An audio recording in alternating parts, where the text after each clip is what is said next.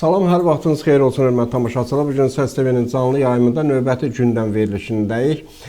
Bugün dünyada baş verən hadisələrdən, xüsusən Pakistan, Hindistan arasında artıq başlanmış müharibədən, qarşı durmadan, o cümlədən Moskvada keçiriləcək ayın 9 may qələbə günü ilə bağlı, qələbənin faşist Almaniyası üzərində qələbənin 80 illiyi ilə bağlı keçiriləcək o paradda kimlərin, hansı ölkələrin iştirak edəcəyi və hansı ölkələrin, faşizmdən əziyyət çəkən ölkələrin hansı səbəbdən bu paradda iştirak etməməsi ilə bağlı burada müzakirələr gedəcək. Ermənistan-Azərbaycan deməli sülh müqaviləsinin mümkünlüyü və bunun vaxtı barəsində nə vaxt olacaq, Zəngəzur dəhlizi, İran-Azərbaycan münasibətləri, Pezeşkanın Azərbaycana gəlişindən sonra iki ölkə arasında hansı yeniliklər var, hansı münasibətlər belə deyək, yenidən başlayıbdır bu barədə.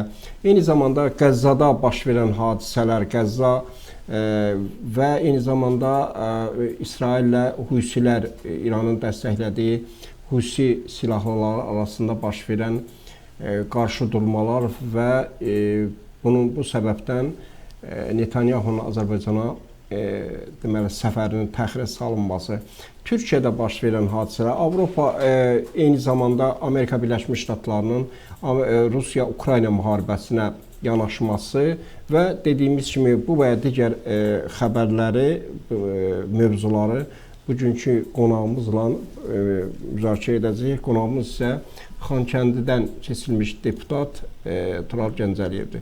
Tural müəllim, xoş gəlmisiniz. Keçmiş o hazırki millət vəkili Xankəndi. Hazırki? Bəli, millət vəkili. Xankəndidən seçilmiş dedim. Seçilmiş demədim. Seçilmiş. Yəni ola bilər mənim ifadəmdə biraz səhvlik olsun.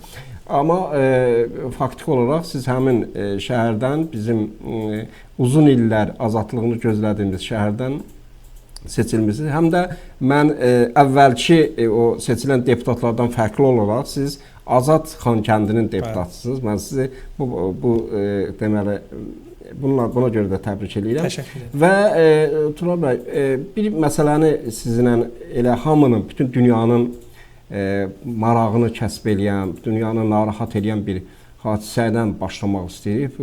Pakistan və Hindistan arasında baş verən bu insidentdən. İnsidentə demək olmaq, artıq Hindistan Pakistanın 3 şəhərini vurubdur. Pakistan da Hindistanın həm texnikalarını, həm müəyyən bir hədəflərini məhv eləyibdir. Amma bizim üçün Hindistan-Pakistan müharibəsində, münaqişəsində, qarşı durmasında Pakistanın tərəfində dayanmamızın bir səbəbləri də var və Hindistana qarşı da bizim münasibətimizin biraz mənfi olmasının da səbəbləri var. Sizcə bu müharibə, bu qarşıdurma, belə deyək, iki nüvə dövlətinin qarşılaşması dünyada nələri dəyişə bilər? Hansı, belə deyək, heç kim planlaşdırmırdı ki, belə bir hadisə baş verə bilər. Keçən ayın 22-sində terror aktından sonra bu iki ölkənin o keçmişdə qalmış bütün o, necə deyək, o insidentlər, bütün o qarşıdurmalar, o səngiyən qarşıdurmalar yenidən alovlanıbdır, yenidən müharibə səviyyəsinə gəlib çatıb. Nə baş verə bilər bununla, bu iki ölkənin qarşıdurmasında? Nələr dəyişə bilər sizcə? Çox təhlükəli eskalasiya davam eləyir. Sizin qeyd etdiyiniz kimi Hindistan və Pakistan artıq neçə 10 illiklər ərzində bir-birinə qarşı strateji rəqib və rəqib də yox, düşmənçilik mövqeyində duran və eyni zamanda ikisinin bir yerdə 300-dən artıq nüvə silahı, nüvə başlığı olan ölkələrdir. Onların potensial müharibəsi təbii ki, nüvə zərbələrinin endirilməsi ilə nəticələnə bilər ki, bu da dünyanı fəlakətə sürükləyə bilər. Üstəgəl nəzərə alsaq ki, Pakistanın arxasında ən yaxın müttəfiqlərindən biri Çindir və Çin də dünyanın bu dəqiqə demək olar ki, Amerika hegemonluğuna, qərb hegemonluğuna qarşı çıxa biləcək həm texnoloji, həm hərbi sənayesi, həm siyasi, iqtisadi gücü ilə bağlı çox güclü bir ölkədir və Hindistanın da əsas müttəfiqləri arasında baxırıq, Amerika və İsrail kimi ölkələrin olduğunu nəzərə alsaq, bu demək olar ki, növbəti dünya müharibəsinin sanki mesajını verə bilər ki, yəni burada artıq xəttlər ayrılıb, güclər kim hərə öz səhvini seçib və beləliklə də böyük eskalasiyadır. Ona görə bunun qarşısını almaq lazımdır. Pakistan xüsusilə də bizim üçün ən əziz müttəfiq ölkələrdən biridir. Bilirsiniz, Azərbaycan üçün Türkiyə və Pakistandan yaxın ayrı heç bir dövlət yoxdur. Bizim üçün nəyə görə həm də bu xoşa gəlməz haldır? Çünki Azərbaycanın Ərəb dənizi və belə deyək də Hind okeanına çıxışı üçün ən əsas müttəfiq ölkəmiz Pakistandır. Pakistan eyni zamanda uzaq Çindən Avropaya gedən həm Çinin təşəbbüsü ilə həyata keçirilən böyük nəqliyyat dəhlizi olan bir kəmər, bir yol, keçmiş İpək yolu üzərində yəni yerləşən və həmin o marşruta yaxınlıqda yerləşən və eyni zamanda da Hind okeanına çıxışı olan çox önəmli bir ölkədir. Bilirsiniz, Pakistanın bir ay bundan öncə 27 aprel tarixində, bir ay yox, bir neçə gün bundan öncə Pakistanın deməli Pakistan-Hindistan arasında mübahisəli ərazi olan Kəşmir vilayətində törədilmiş terror aktından sonra Pakistan dövləti bəyan etdi ki, bu terror aktının törədənlərin və terror aktını planlaşdıranların Pakistana heç bir aidiyyəti yoxdur və biz birmənalı şəkildə bunu rədd edirik. Ancaq buna baxmayaraq Hindistan sanki qəsdən bu terror aktını Pakistan dövlətinin üzərinə yıxaraq eskalasiyanı artırmaqda davam etdi. Xatırlayırsınızsa ilkin eskalasiya günlərində birinci Hind çayının və onun qollarının Pakistana gələn hissəsinin kəsilməsi, su bəndlərinin dayandırılması bu Pakistan üçün çox böyük zərbədir. Milyonlarla, 10 milyonlarla insan kənd təsərrüfatı, gündəlik həyat yaşayışı baxımından həmin o su mənbələrindən asılıdırlar. Yəni Pakistan üçün bu katastrofik bir nəticədir. Əgər su mənbələri kəsilirsə, bu Pakistanın ayrı çıxış yolu yoxdur. Yalnız müharibə edib o su bəndlərini təzədən açmalıdır, suyun axımının davam etməsinə nail olmalıdır. Ona görə Pakistan dəfələrlə bəyan etdi ki, bu bizim terror aktının bizə dəxli yoxdur. Su bəndlərinin bağlanılması əvvəllər imzalanmış 1970-ci illərdə, ondan əvvəl 80 il sonraki illərdə imzalanmış beynəlxalq müqavilələrə ziddir. Buna baxmayaraq Hindistan qəsdən davam edərək eskalasiyanı, gərginliyi artırdı və dünən axşam artıq Hindistan tərəfi başladı hücum edərək qırıcılarla, artilleriya ilə Pakistanı vurmağa. Bunun məqsədi nədir? Bilirsiniz, Hindistanda hal-hazırda hakimiyyətdə çox radikal və islamofob, ksenofob bir hakimiyyət, Modi hakimiyyəti iqtidardadır. Modinin mənsub olduğu partiyanın ideoloji xəttinə baxsaq, Bharat Janya partisi adlanır. Bu partiya Hind irqinin, Hindlilərin bir ali irq kimi üstün olması, qeyri-müsəlmanların, Pakistanlıların və digər bütün o regionda yaşayan insanların isə Hind ali irqinə tabi olmaları və onların xidmətçiləri olmaları kimi belə ideoloji xəttlər əsasında qurur.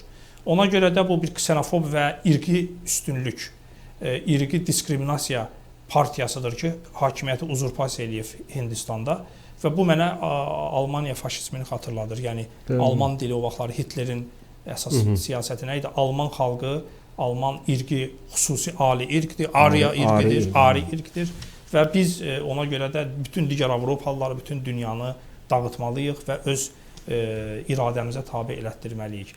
Ona görə də burada birmənalı şəkildə Hindistanın bu aqressiyasını, bu təcavüzünü pisləyirik. Pakistana qarşı bu təcavüz qəbul edilməzdir və nəzərə almaq lazımdır ki, Pakistanı məğlub etmək və nüvə müharibəsinə səbəb ola bilər. Siz nüvə başlığı olan ölkəni müharibə olaraq məğlub etmək haqqında düşünürsünüzsə, bu maşılıqdır, infantillikdir. Yəni, yenə də bu Pakistan da tək deyil, onun ilə müttəfiqlər arasında Çinlə yanaşı Türkiyə var. Türkiyə bilirsiniz, öz hərbi müşavirlərini ora göndərir. Hərbi texnologiya Türkiyədən Pakistana çox yüksək səviyyədə, istər qırıcıların elementləri olsun, raketlər olsun, artilleriya olsun, Türkiyə ordusu Pakistanla çox yaxın münasibətləri var. Yəni, bu eyni zamanda bütün regionu xaosa sürükləməyə səbəb ola bilər. Bax, bu baxımdan ilkin olaraq odur ki, bu müharibənin davam etməsində, bu müharibənin qızışmasında əsas Hindistan tərəfi maraqlıdır və sanki bu mənə 2001-ci il 11 sentyabr terror aktını dırnaq arası deyirəm. Çünki o vaxtları Amerikaya oğul George Bush, ikinci George Busha lazım idi ki, bu terror aktını törədib yaxın şərqə, müsəlman dünyasına qarşı müharibə elan eləsin və 27 apreldə baş verən terror aktı da məncə Hindistan xüsusi xidmət orqanları, onun müttəfiqləri tərəfindən planlaşdırılmışdır ki, Pakistana qarşı müharibə üçün əsas versin, kazus belli yaratsın. İlkin. Belə. Mən niyə digər bir məsələyə digər tərəfdən yanaşmaq istəyirəm.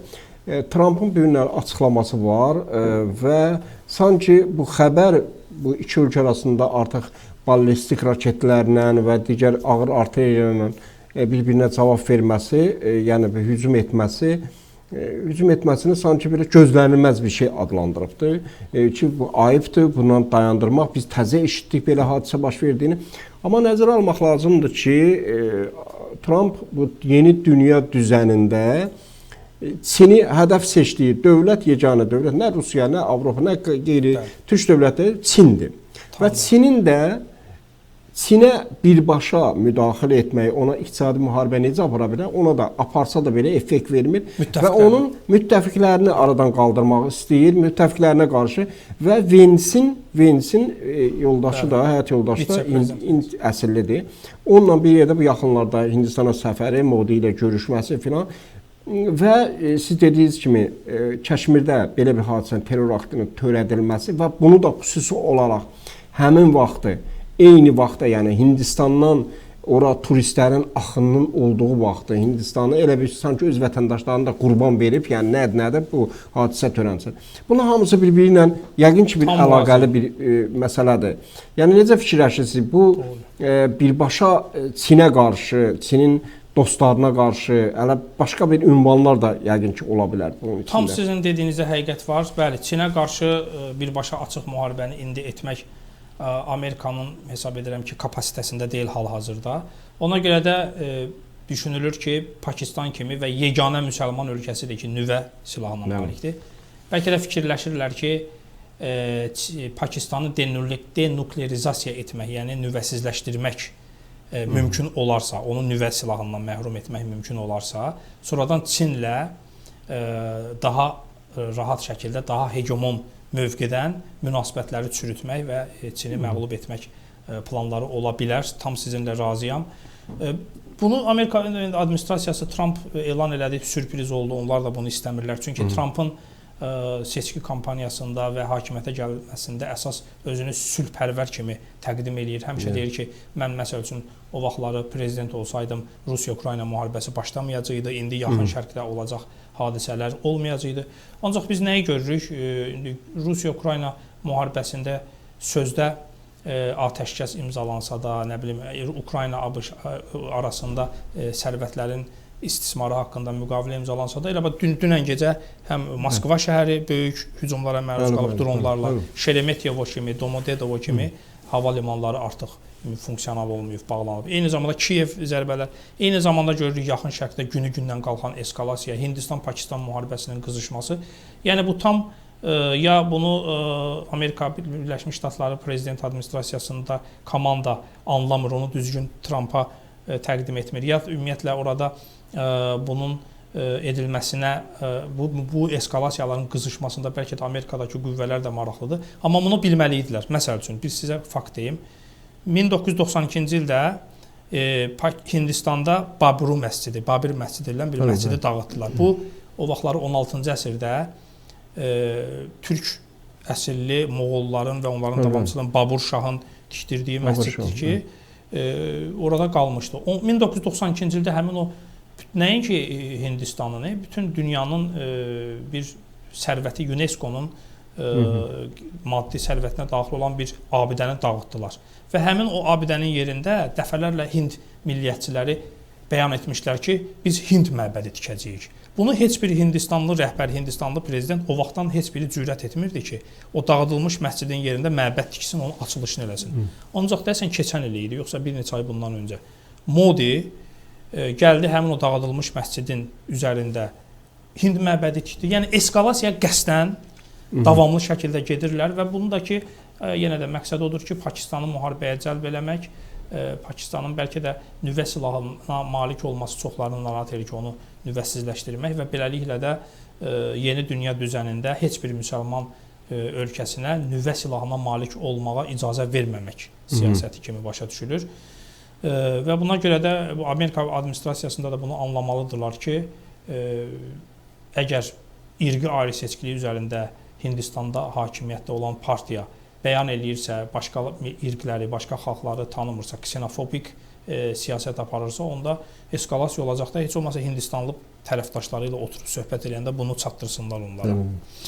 Çin məsələsi, siz tam doğru deyirsiniz, Çinə qarşı siyasətin tərkib hissəsidir və Çini bilirsiniz, Hind okeanına çıxışdan məhrum etmək məqsədi güdür. Çünki Pakistanın əsas liman şəhərləri Karachi deməli liman şəhərinə Çinin çıxışını məhdudlaşdırmaq, ona imkan verməmək. Çünki orta dəhliz var, bu Çinin marağındadır ki, fəaliyyət göstərsin. Ancaq eyni zamanda Hind okeanından bir dünya okeanına çıxış üçün də Çinin ikinci bir alternativ marşrutudur ki, yəni Çinə imkan verməsinlər, onun iqtisadi gücünü məhdudlaşdırsınlar, onu çərçivədə saxlasınlar. Ancaq mən hesab edirəm ki, Pakistan işdir, məğlub edilmək vəziyyətinə düşsə, yəni bunu Çin hiss eləsə, Çin bu məsələyə bilavasitə qarışacaq, buna imkan verməyəcək və yeri gəlmişkən çox simvolikdir ki, dünənləri 5 Pakistanın Hindistan təyyarəsini vurması artıq təsdiqlənib. O təyyarələrin hamısının vurulmasında Çin istehsalı olan yeni texnoloji raketlərdən istifadə edilib. Hava tipli, LP-15 səhv etmirəmsə adı. Yəni hamısı Çin texnologiyası, JFC Çin təyyarəsidir, 5-ci nəsil. Yəni bunlar hamısı göstərir ki, Pakistan ordusu həm texnologiya olaraq, həm standart olaraq, həm bütün təfəkkür olaraq Çin modeli üzərində, Çin ordusunun standartları üzərində qurulmuş çox güclü bir ordudur. Bu məsələnin bir tərəfi də var, Tural bəy. Yəni bir təhlükə də var ki, əgər Hindistanla Pakistan arasında bu eskalasiyanı yarada biliblərsə, yəni məqsəd həm də Çini durdurmaq, Çinlə Avropa arasında mümkün variantlar, mümkün iqtisadi əlaqə variantlarını kəsməksə, yəni bunun başqa yerə, başqa coğrafiyaya daşınacağı da mümkündür. Nədən söhbət gedir? Rusiya böyük ərazilər malikdir. Şimal dənizindən ta Xəzər dənizinə, Azərbaycana qədər ərazi, böyük bir 1000 kilometrlərə ərazi demək olar ki, işlək vəziyyətdə deyil. Yəni marşrut üçün qapalıdır. İran ərazisidə, İran Azərbaycandan başlayaraq ta Hind okeanına qədər bu ərazi demək olar ki, qapalıdır. Yəni sanksiyalarla filan qapalıdır. Qalır mərkəzi orta dəhliz Azərbaycan üzərindən orta dəhliz. Bu savaş mən indi arzu eləmirəm. Hər halda bir ehtimallar üzərində danışırıq. Bu savaşı, bu eskalasiyanı Cənubi Qafqazı da daşına bilərmi? Yəni belə bir ehtimal olarmı? Yəni daşınsa nə ola bilər? Hansı addımlar atılmalıdır? Bilirsiniz, əgər Hindistan-Pakistan eskalasiyası artsa, bu qızğın fazası güclənsə, yəni Ermənistanın havadarları, Fransa, Avropa İttifaqında olan o bəzi qüvvələr əminəm ki, dünya ictimaiyyətinin fikrinin deməli Hind okeanı hövzəsinə yönəldiyindən istifadə eləyib Ermənistanın əli ilə revanşist qüvvələri silahlandırırlar onsuz da. Yəni təxribat eləyə bilərlər. Biz həmişə gözdə qulaqda olmalıyıq. Onsuz da Ermənistan göz önündədir ki, silahlanır. Həmin o Hindistanın silahları var Ermənistanda, Fransanın silahları var. Cənubi Qafqazda da alovlandıra bilərlər və ona görə də bu mümkündür. Nəzərə alsaq ki, burada həmçinin Hindistanın da Ermənistanla yaxın müttəfiqliyi var və Hindistana dəstək məqsədi ilə ki, bax, Hindistana həm yaxın müttəfiq olan Ermənistana dəstək verməklə eyni zamanda Hindistanın strateji rəqibi olan Pakistanın müttəfiq olan Azərbaycana qarşı bir başa düşdünüz də, yəni bu qüvvələrin bir yerdə Azərbaycana, Türkiyəyə, Pakistana qarşı, müsəlman dünyasına qarşı Azərbaycanın həyata keçirdiyi o mühüm, çox effektli layihələrə qarşı, yəni bu Cənubi Qafqazda, Böyük Avrasiyada bütün layihələr, tranzit kommunikasiya xəttləri hamısı bizim təşəbbüsümüzlə baş verir. Yəni bunların hamısını xələl gətirmək üçün, bunların altını qazmaq üçün bəli, Cənubi Qafqazı da alovlandıra bilərlər. Çünki sülh müqaviləsi də hələ ki imzalanmayıb. Ermənistan heç bir öhdəliklə əli qolu məhdudlaşmayıb. Ermənistan konstitusiyasında hələ də ərazi bütövlüyü iddiası, ərazi bütövlüyümüzə qarşı iddia var. Ona görə də Fransada tamamilə sakitləşməyib, bizə qarşı günü-gündən onun iç üzü ifşa olunur Avropa institutlarında, Avropa parlamentində. Bu mümkündür. Ancaq bir şeyi bunlar nəzərə almalıdırlar ki, Azərbaycan 44 günlük vətən müharibəsini apararkən ATƏT-in Minsk qrupuna keçmiş 3 həmsədri deyilən ölkənin biz təzyiqlərinə, basqılarına dirəniş göstərdik. Onların heç biri bizə öz mövqeyimizdən geri çəkilməyə məcbur eləyə bilmədi. Ona görə də Cənubi Qafqaza nə qədər çalışsalar da mən hesab edirəm ki, güclü Azərbaycan, onun güclü lideri buna imkan verməyəcək. Ancaq təəssüf ki, Pakistan, Hindistan arasında eskalasiyanın artması və çoxalması riski, müharibə riskini mən görürəm, istəməzdim olsun. Ancaq bu iki məqamdır. Birinci məqam ondan ibarətdir ki, Hindistanda konkret olaraq milliyyətçi şovinist Modi partiyasıdır. Bunlar müharibə istəyir. Daxildə Hindistanda vəziyyəti, iqtisadi durğunluğu və digər məsələləri diqqəti yayındırmaq. İkinci məsələ isə Pakistan heç vaxt imkan verməyəcək ki, o su mənbələri bağlı qalsın. O Pakistanın məhvi deməkdir. Başa düşürsünüz? Yəni su mənbələri orada bağlı qalsa, Pakistan bir gücünü itirəcək. Yəni, mümkün deyil ki, Pakistan ona sakit durub baxsın. Ya müharibəyə gedəcək, o su mənbələrini bərpa eləyəcək, ya da ki, Pakistan iqtisadi cəhətdən, digər cəhətdən məhvə məhkumdur su mənbələri olması. Həmin o su mənbələrinin bağlanması 1963-cü il iki tərəfli, həm eyni zamanda BMT-nin bilavasitə vasitəsilə də demirəm, iştirakı ilə olubdur. Həm də belə bir maddə də var ki, o bir tərəfli qaydada heç kim o memorandumu poza bilməz, dəyişə bilməz. Bu yaxı 2 gün öncə BMT-də bu Pakistanın tələbi ilə bu müzakirələrə getdi.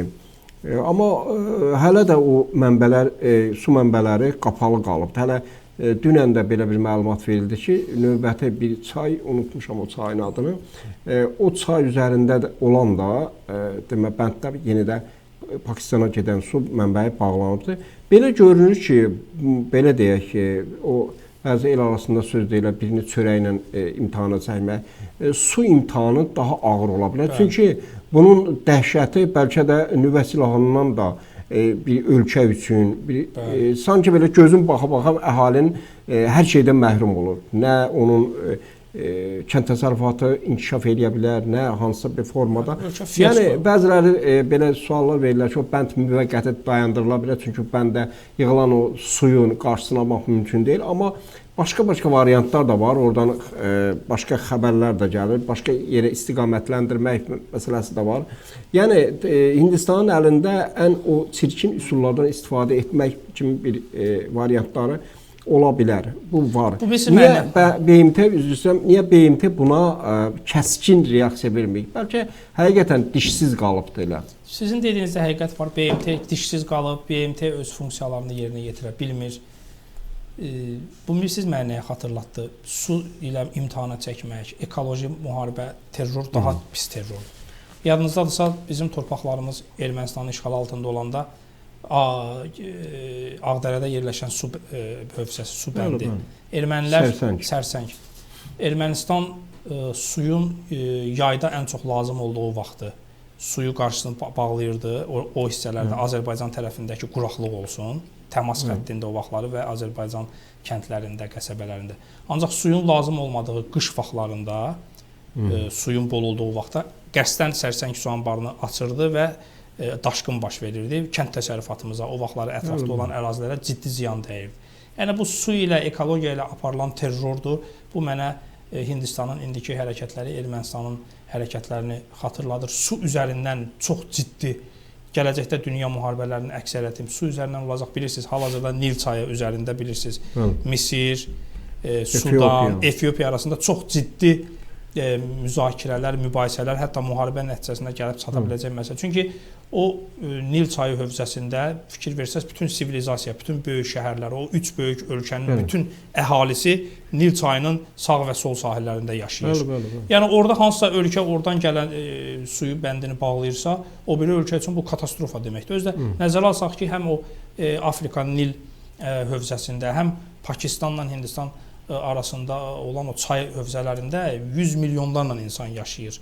Yəni Pakistanın 250 milyon, 300 milyon əhalisinin əksəriyyəti məhz o su mənbələrindən gələn mənbələr hesabında kənd təsərrüfatı qurur, şəhərlər inkişaf edir, sənayesi inkişaf edir. Yəni onların olmaması yenə də bu başqa yolu yoxdur. Pakistan müharibə etməlidir. Yəni o ayrı yolu yoxdur. Tutaq ki, Pakistanın əhalisi az olsaydı, tutaq ki, Monqolistan kimi ərazi böyük, əhali az. Deyərdik ki, hansısa bir şəkildə təmin eləyərdilər öz ehtiyaclarını başqa resurslar hesabına. Belə deyil, 100 milyonlarla insan.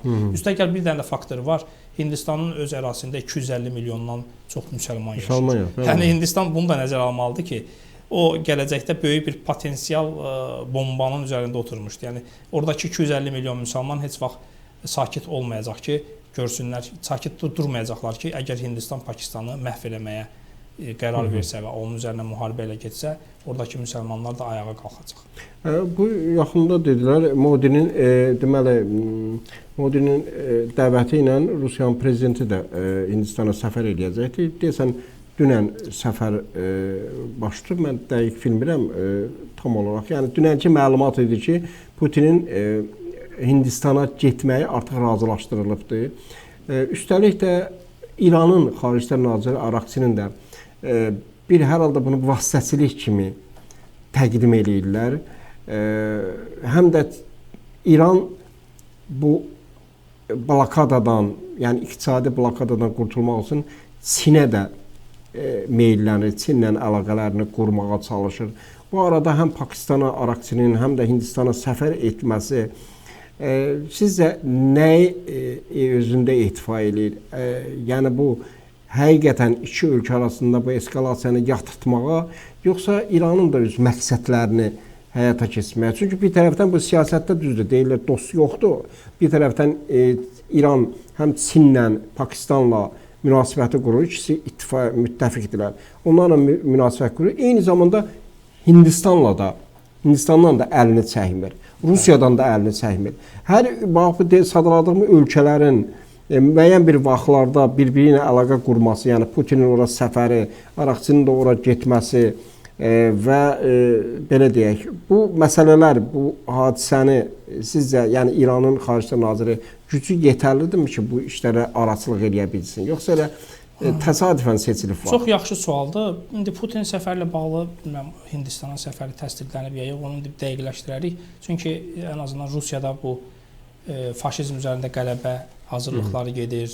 Mən bilən o xarici ölkə başçıları Rusiya səfər edəcək, orada böyük bir hazırlıqlar gedir də 9 may bayramı ilə bağlı.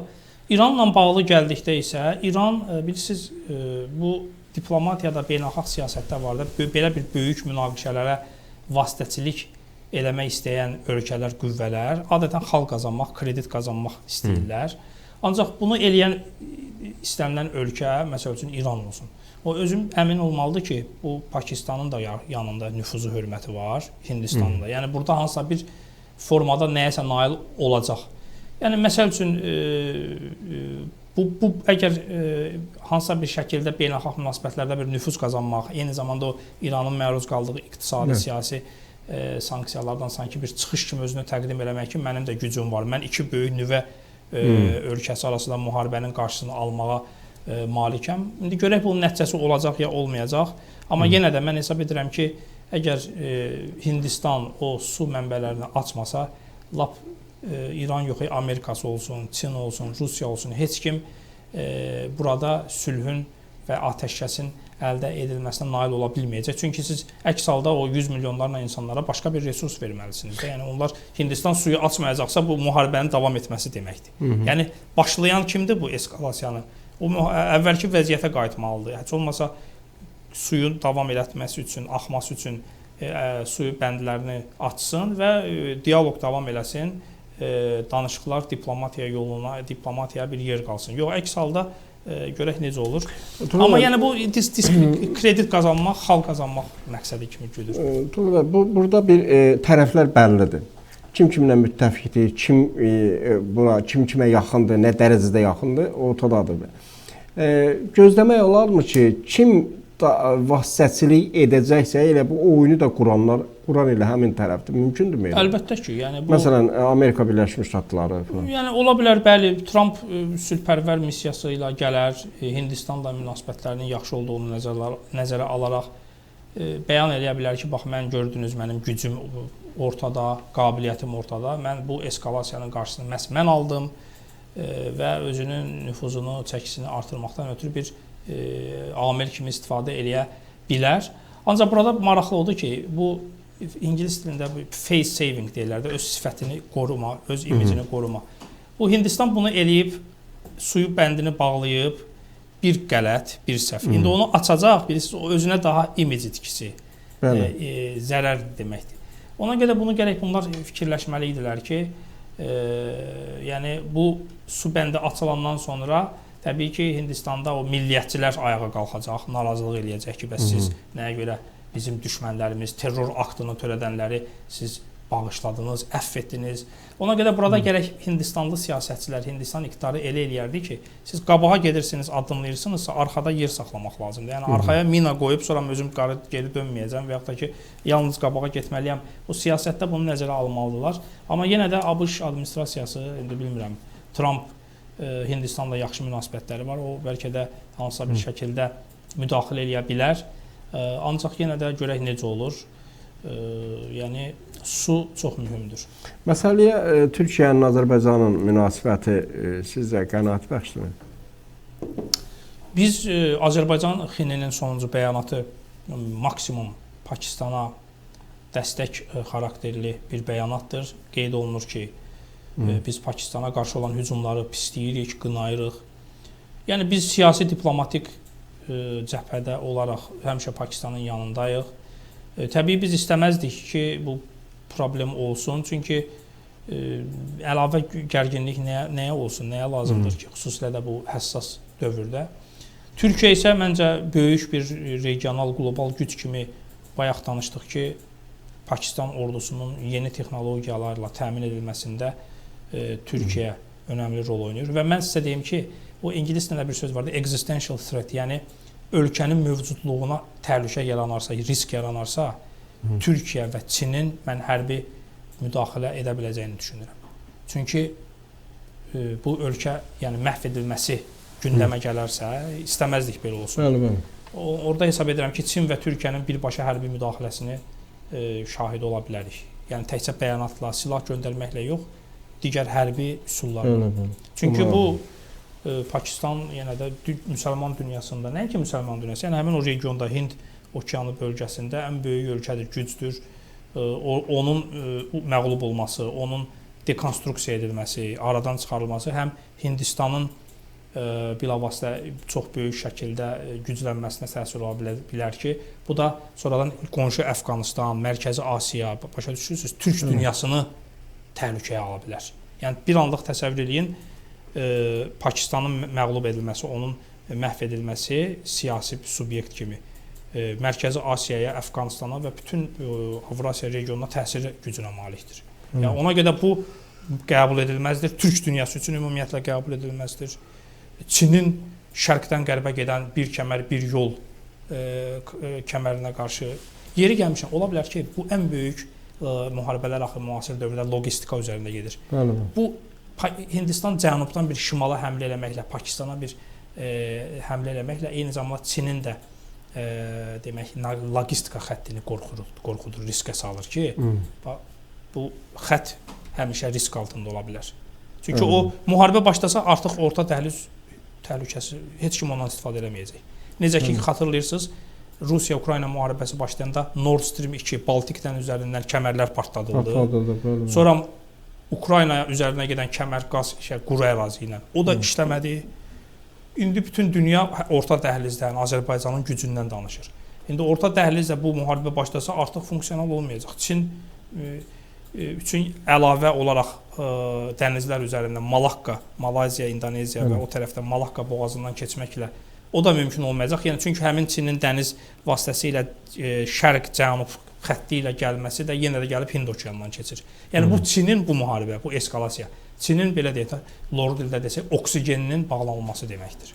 Çinin bütün məhsulları, onun iqtisadiyyatı məhz o üzərində qurulmuşdur ki, o iqtisadiyyatını qərb yönümlü, qərb eksportasiya eləyir, Rusiya qərbə. Yəni bu müharibə eyni zamanda Çinə daha böyük riskli və daha böyük təhlükədir. Trumpın hakimiyyətə gəlməsindən sonra belə bir fikir də ortaya atıbdır. Əslində məni narahat eləyən də, yəni sizi sual verməyə məcbur edən də bir məqamdır ki, o ölkələrin bu 1949-cu ildə BMT-də imzalanmış ölkələrin suverenliyi, ölkələrin ərazi bütövlüyünün dəyişdirilməsi o prinsiplərinə zidd olaraq, məsələn, Qrenlandiyanın Amerika Birləşmiş Ştatlarına daxil edilməsi, Kanadanın ümumiyyətlə deyir ki, o meşə zolağını qırıb sərhəd düzəldirsə, o lazım da deyil, elə bizim 51-ci ştatımız olun. Yəni burada bir presedent yaradır ki, yəni ölkələrin ərazi bütövlüyü o qədər də önəmli bir məsələ deyil. Düzdür, biz o Ermənistanın Azərbaycanı işğal edəndə o prinsipi var idi. Onlar da qoymuşlar qondarma bir xalqların özünü müdafiə, özünü təyin etmə hüququ. O ərazi bütövlüyündən qabağa çıxartmışdılar, amma bacarmadılar. Amma çox yaxşı oldu ki, Azərbaycan ərazisini bərpa elədi. Amma Amerika Birləşmiş Ştatlarının son prezidentinin, o Trumpın ifasında son addımları dünyada belə bu prinsiplərin sanki məhv olması deməkdir. Bəlkə elə Hindistan da ondan istifadə edib Pakistan ərazisini ilhaq eləyə bilər və yaxud da ki, yəni gücü çatsa əgər, təbii ki, onun da qarşısında böyük güclər var. Siz demişkən sadaladığınız qüvvələr var. Məsələn, siz çox maraqlı məqama toxunursunuz, tam da yaxşı deyirsiniz. Çünki Hindistan da şirinliklərini ruhlana bilər də ki, dünyanın hegemon ölkəsinin birinci hegemon ölkəsi Amerika, Trump heç kimin ərazi bütövlüyünü tanımır. Kanada deyir, Amerikanın 51-ci ştatıdır. Yer gəlmişəm, mən parlamentdə Azərbaycan-Kanada parlamentlər arası işçi qrupunun rəhbəriyəm. Rəhbərisiz, bəli. Ancaq hal-hazırda Kanada tərəfindən Kanada işçi qrupunun rəhbəri öz fəaliyyətini dayandırmasına görə biz də müvəqqəti olaraq bu qrupun fəaliyyətini dayandırmışıq. Çünki nəyə görə? İndi Kanadadan söz düşdü, ona görə deyirəm. Çünki Kanadada erməni maraqlarına xidmət edən və erməni əsilli siyasətçilər, xüsusilə də bu Trudeau sülaləsi var, indi keçmiş iqtidar. Fransızlara bağlı olan bir sülalədir. Fransızlar da Quebec əyaləti, separatçılar, həmin o siyasətçilər Kanadada indi əsas elitar establishmentə onlar otuzdurulub, orada nəzarət eləyirlər və ona görə Azərbaycana qarşı düşmənçilik siyasətləri aparırdılar son illərdə və bizim səbr kasasımızı da dolduran oldu ki, bunlar hətta işçi qrupunun belə dayandırdılar, parlament diplomatiyasına zərbə vurdular. Bizim üçün də təəccüblü oldu. Çünki bu parlament diplomatiyası elədi ki, indi icra strukturları, dövlətlər bir-biri ilə münaqişədə ola bilər, bir-birinə qarşı antagonist mövqedə ola bilər. Ancaq bu parlament diplomatiyası ən azı qalmalıdır ki, biz gedib orada bir-birimizi tərifləmirik ki, problemləri danışırıq, debatlar aparırıq, yəni millət vəkilləri. Biz görəndə ki, onlar bunu etmədilər, biz də bunu dayandırdıq. İndi nəyə demək istəyirəm? Trump söylüyor ki, ümumiyyətlə Kanada Amerikanın 51-ci ştatı olsun, o daha yaxşı olardı və yaxud da ki, Panama kanalı ümumiyyətlə Amerikanın suverenliyinə tanınmalıdır. Hətta biraz da barıtı artırdı bir neçə gün bundan qabaq. Dedi ki, Süveyş kanalı Misirin suverenliyi ərazisində olan Süveyş kanalından Amerika gəmiləri ümumiyyətlə heç bir ödəniş eləmədən keçməlidir. Bax, həmin bu ərəfədə nə baş verdi? Misir çox hiddətləndi. Halbuki Sisi hökuməti qərbə, Amerikaya bağlı bir elita. Sisi ilk dəfə olaraq son 10 illiklər ərzində Çin və Misir arasında çox böyük bir hərbi əməliyyatlar keçirirdi Misir ərazisində. Bu həm İsraili narahat edir, həm Amerikanı narahat edir. Çünki bilirsiniz, İsrail-Ərəb münaqişələrindən nəticəsi olaraq İsrailin ərəb ölkələri üzərində udduğu, qələbə qazandığı müharibələrə və o müqavilələrin şərtlərinə görə Sinay yarımadasında Misir ordusu öz ərazisində hərbi silahlı qüvvələr saxlaya bilməz, yəni limitlidir. Və bu təlimlər Çinlə Misirin birgə təlimləri Amerikanı da narahat etdi, İsraili də narahat etdi. Axı bu Amerika administrasiyası da bunu anlamalıdır ki, əgər siz durub Süveyş kanalı ilə bağlı belə fikirlər səsləndirəndə Misirin də bir milli maraqları vardı. O da sual verə bilər ki, dünya praktika mövcuddur, beynəlxalq müqavilələr mövcuddur. Sonra Amerikanın Qrenlandiyaya qarşı, Danimarkanın tərkib hissəsi kimi sayılan və NATO-nun üzvü olan Danimarkanın bir ərazisi olan Qrenlandiyanın Danimarkadan alınıb Amerikanın suverenliyinə verilməsi. Bu da sözün açığı belə çox təhlükəli. Yəni sizin sözünüzə qüvvət, beynəlxalq hüquq, beynəlxalq münasibətlər hamısı demək olar ki, fiyaskoya uğrayıb, heç kim artıq beynəlxalq hüququ tanımır. Ona görə də Azərbaycan həqiqətən də biz çox humanist üzr istəyirəm. Çox belə böyük bir müharibə qanunlarına, qaydalarına riayət edən bir ölkə olaraq müharibəni apardıq. Bir nəfər sivilin, bir nəfər mülki insanın burnu belə qanamadı və hələ də bizim Bakıda indi erməni təqsirləndirilən şəxslər üzərində keçirdiyimiz məhkəmə. Baxır, bütün dünya görür şəffaf necə bu məhkəmə prosesi keçilir. Ancaq baxırıq dünyada nələr baş verir, hamısı beynəlxalq hüququ heç kim saymır, heç kim bu hüquqla maraqlanmır. Ona görə də bax bu günlərdə Hindistan kimi Modi hakimiyyətindəki insanlar da bəlkə də həvəsə düşüblər ki, gəlin elə Pakistanı istifadə eləyək, Pakistanı bir subyekt kimi aradan götürək, məhv eləyək. Bax, bütün bunlar hamısı bu kontekstdən nəzərdən keçirilir. Digər bir məsələ var. Deməli, ayın 9-unda, 9 may tarixində hər birimiz indiyə qədər də bunu xüsusi olaraq qeyd edirdik, Alman faşizm üzərində qələbə. Bu Alman faşizmi üzərində qələbəni Rusiya bir dövlət olaraq daha çox mənimsəməyə çalışır, amma hər halda orada iştirak edən digər ölkələr də var, digər indi müstəqil olan dövlətlər də var. Keçmiş postsovet, yəni keçmiş SSR-in tərkibinə daxil olmuş respublikalar var. Onların da nümayəndələri, Azərbaycanlılar 700 təxminən 700 minə yaxın Azərbaycanlı həmin deməli müharibədə iştirak edibdi. Alman faşizminə qarşı müharibədə iştirak edibdi və 300 min təxminən ondan artıq Azərbaycanlı dünyasında həlak olubdu bu müharibədə. Biz onu qeyd edirik. Biz onların ruhu qarşısında, yəni onların o öz vətən dedikləri, əlbəttə o SSR adına bir dövlət idi. İndi onun biraz mahiyyətinə 45-ci, 45-ci illərdə onun dərinliyinə gedə bilməsək də, indiki pəncərədən baxmayaq da, o vaxtki pəncərədən baxaq ki, bir vahid bir dövləti qorumaq üçün bunlar gediblər və indi Azərbaycan prezidentinin də belə bir məlumat var ki, sizlə də bayaq söhbət edəndə Rusiya prezidentinin köməkçisi Uşakov deyibdi ki, hansı ölkələr gələcək, onların bir ölkə və onların rəhbərləri təmsil olunur. Azərbaycan hərbiçiləri artıq məşqləri də keçiblər oradan necə keçəcəkləri barəsində. Deməli, prezident də orada iştirak edəcək. Bu barədə xəbərlər də var.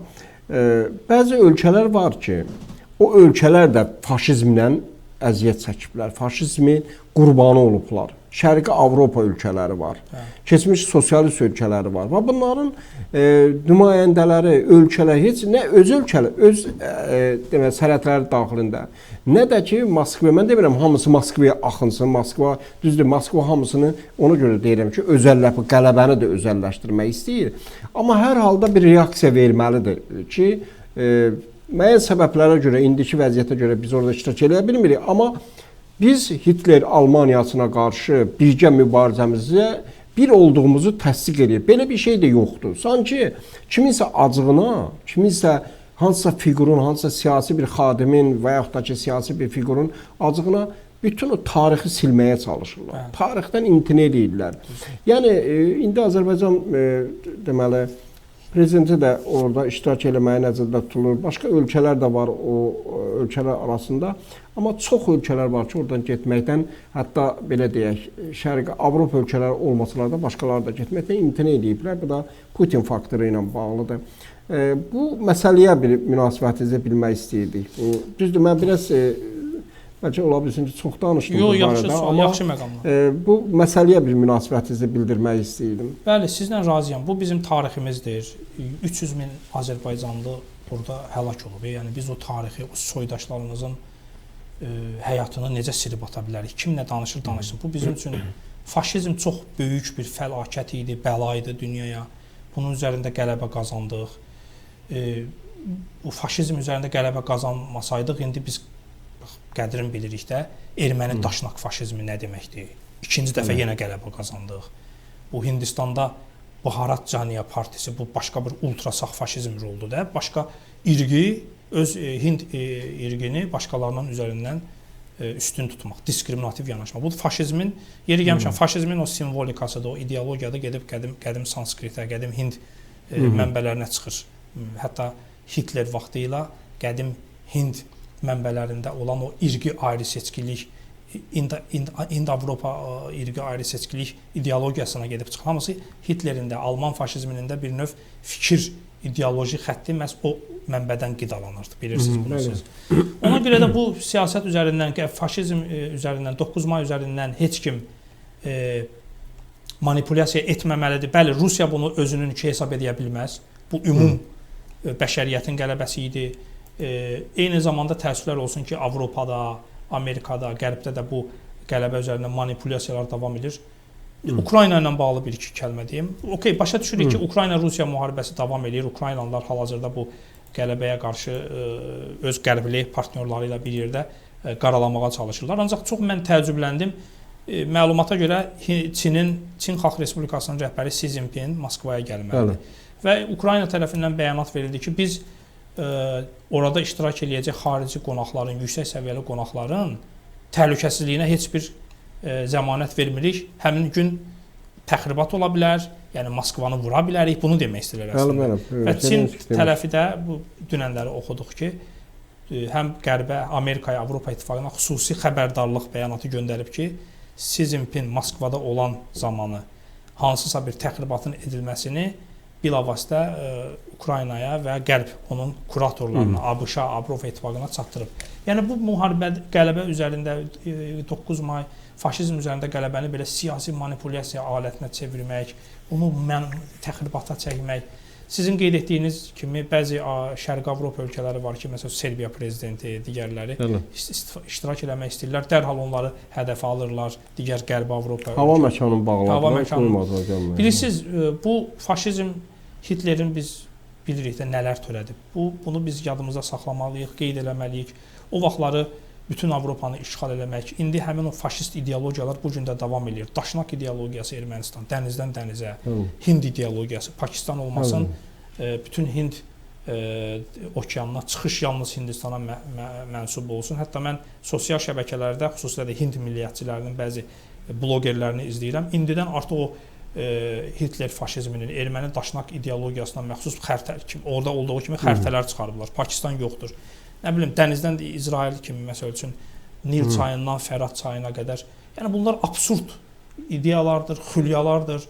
Ona görə təəssüflər olsun ki, 2-ci Dünya müharibəsindən sonra kağız üzərində heç olmasa mövcud olan beynəlxalq təhlükəsizlik sistemi, beynəlxalq hüquq dediyimiz o sistem artıq işləmir. Güclülərin hüququ belə başa düşürük işləyir. Çox təəssüflər olsun, biz bunu istəmirik. Əks halda dünya cəngəllik qanunu ilə idarə olunmalıdır. Yox. Ona görə cənab prezident də bizdə Türkiyə rəhbəri də həmişə demişdi ki, dünya 5-dən böyükdür. BMT, onun Təhlükəsizlik Şurasının 5 daimi üzvü öz funksiyalarını yerinə yetirə bilmirlər. Bugün Fransa, Rusiya, Britaniya, Çin, yəni bunlar hamısı durub heç bir adım atılmır, yəni konkret. Hindistan-Pakistan münaqişəsi ilə bağlı, Yaxın Şərqlə bağlı olsun. Gözümüzün qabağında Yaxın Şərqdə, Fələstində gündə yüzlərlə dinc insan məhv edilir, bombalanır. Heç bir dünya ictimaiyyətindən reaksiya yoxdur. Bax, belə bir çox çətin vəziyyətdə, çox beynəlxalq hüququn iflasa uğradığı bir günlərdə yaşayırıq. Ona görə biz şükürlər olsun edək ki, belə bir dünyanın çətin dönəmində Azərbaycan öz missiyasını şərəflə yerinə yetirdi. Qarabağımız, Şərqi Zəngəzur azad oldu və tarixdə, indi mən siz verilişin əvvəlində söylədiniz, Azad Xankəndi şəhərinin millət vəkiliyəm. Mənim üçün bu bir sanki yuxuda olmuş kimi adam hiss edir. Bəzən inanmıram ki, həqiqətən də biz bunu etdik. Çünki 2020-ci ildə mən parlamentə 6-cı çağırış seçiləndə Xankəndi şəhəri hələ də işğal altındaydı. Sonradan 2023-cü ildə. Siz, yəni mən millət vəkili kimi seçiləndə çox maraqlıdır. Öz seçki dairəmə gedə bilmirdim. Seçicilərimlə Bakıda, orada, burada görüş keçirdim. Bu günləri Xankəndinə gedib görüş keçirə bilirik. Çox maraqlı bir tarixi. Ona görə şükürlər olsun dövlətimiz, ölkəmizin başçısı, ordumuz, xalqımız, bir daha şəhidlərimizə Allah rəhmət eləsin. Turan bəy, çox sağ olun. Studiyamıza gəldiyiniz üçün çox maraqlı fikirləriniz oldu. Mən çox səmimi deyirəm, yəni belə bir müsahibə mənim də rastıma az gəlir, amma biri də siz oldunuz. Hörmətli tamaşaçılar, studiyamızın qonağı Azad Xankəndindən seçilmiş millət vəkili Tural Gəncəliyev idi. Sağ olun, gələn görüşə qədər.